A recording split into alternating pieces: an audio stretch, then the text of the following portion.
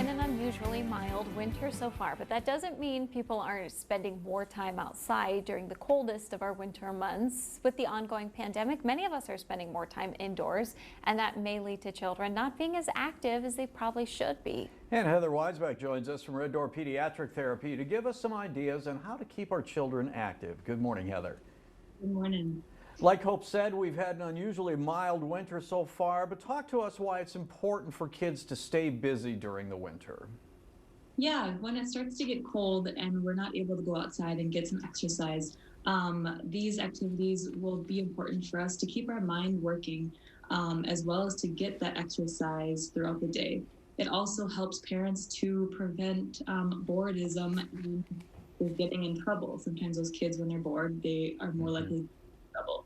And then also less screen time for those parents. You can avoid more of those screens with different activities. Yeah, I think too, there's nothing like if you're getting into a tantrum situation or if you're starting to feel tensions rise, there's nothing like, let's start an activity to really diffuse the situation. So this is great advice for a lot of reasons, and it doesn't just have to do with the weather. You have a lot of great ideas on what we can do inside. Can you give us a couple of ideas on what we can do indoors? Yeah, so the first ones I'm going to talk about kind of covers more of the gross motor aspect. So that means it's going to focus on overall strength in your body, balance, coordination, and endurance.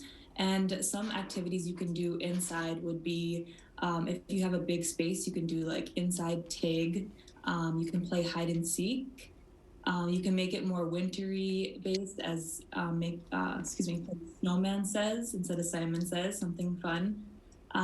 You could hop on colored paper to work on some of those jumping skills. You could play indoor snowball fight with crumpled paper. And even just simple as making it a little obstacle course throughout your house. Kids love. I got to be honest with you, Heather, an indoor snowball fight doesn't cut it because it doesn't hurt. You got to be able to hurt your brother a little bit when you're going to chuck snowballs at each other. Let's talk about some of the finer things like art projects and things like that to keep them busy. Not only, I mean, you and I talked about this yesterday or the day before about the faces that we make when we're concentrating on crafting. You know, some of us, the world could blow up around us. We wouldn't notice it, or, you know, the tongue is out and things like that. Those kind of things really get the mind working as well as some of the finer motor skills. Yeah, some fine motor activities also work on that bilateral coordination, using both hands together, working on grasp as far as pincer grasp with just a couple fingers, or grasp when you're holding a utensil, and then crossing midline and lots more. Some activities for these would be cutting activities. You could have them cut out snowmen or different shapes. You could have them paint, so using a paintbrush or getting their fingers in different paint to work on some different designs as well as hole punching or tearing paper like snow.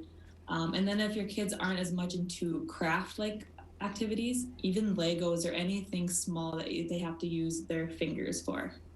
One thing I like about this conversation is that it's just a great reminder that it's not just one type of activity that we're trying to do over and over again in the house to reduce the screen time or whatever. It's not just tag we're playing throughout the house all the time. So there's all kinds of great learning activities. Sensory play, you say, is also really important, and there's a couple things we can do there. What are your tips there?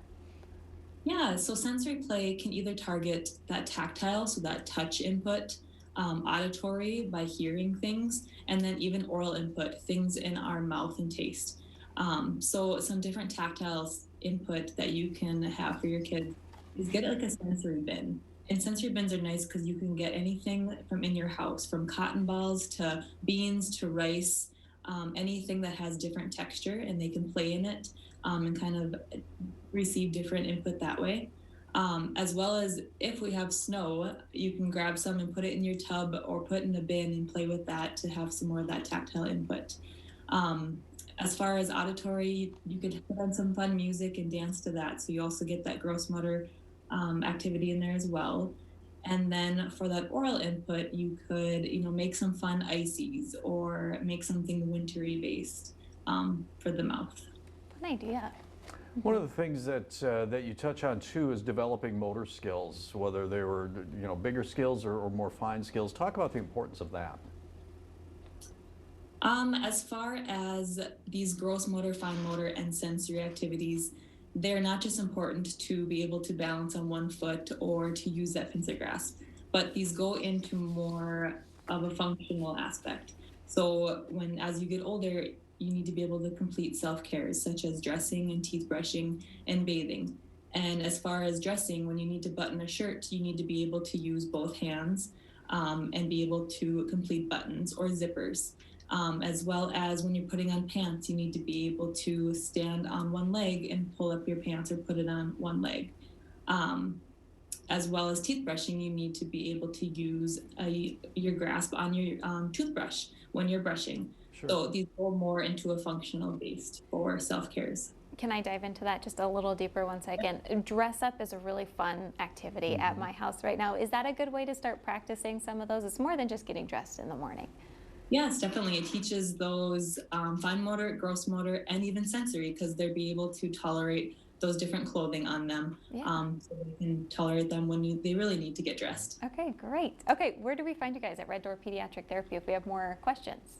Yeah, we're located here in Bismarck, Minot, and Grand Forks, and our number is 222-3175. We have free screens here, so call away. Heather, thank you so much. We appreciate your time. Have a great weekend. Thank you, you too. Thank you. Heather Weisbeck from Red Door Pediatric Therapy. Stay with us. We'll be right back with more North Dakota Today after this.